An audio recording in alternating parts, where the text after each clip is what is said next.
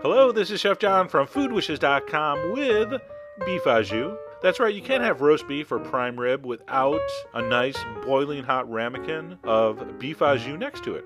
So no matter what method you use, you are going to have something that looks like that. A roast in a pan that has a bunch of drippings in it. Now it's very important you use a heat-proof, flame-proof roasting pan to do your beef. That way this can go right onto the stove to make the au jus. I'm using a cast iron glazed roasting pan here. Just plain cast iron works great, just metal works great, but something high quality, something you can put right on the flame after it comes out of the oven.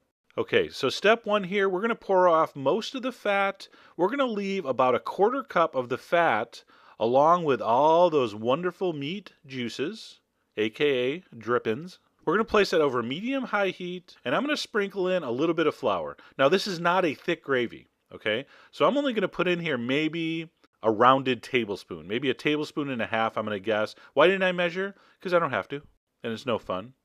So you're going to continue to cook that flour, whisking, making sure all the caramelization comes off the bottom. You know, we call that the fond. All right, so we want to get every speck of that brown caramelized meat juice off the bottom. And by cooking the flour in the fat, we're taking away any of that raw, pasty flour taste. All right, so after 3 minutes, it's going to look like that.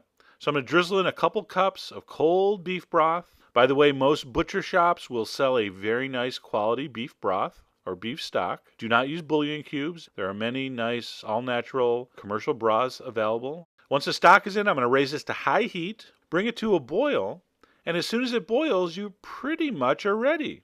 All right, so you can serve this right away as soon as it comes to a boil. It will be thin like a traditional au jus.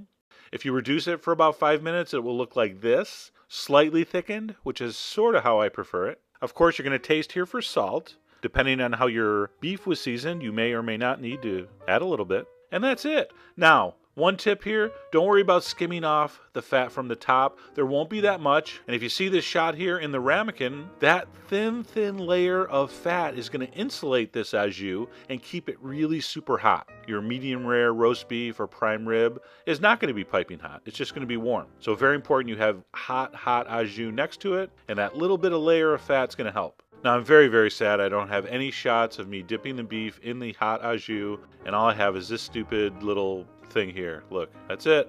A couple seconds of a dripping bite of beef. My camera ran out of batteries, and I screwed up the last shot.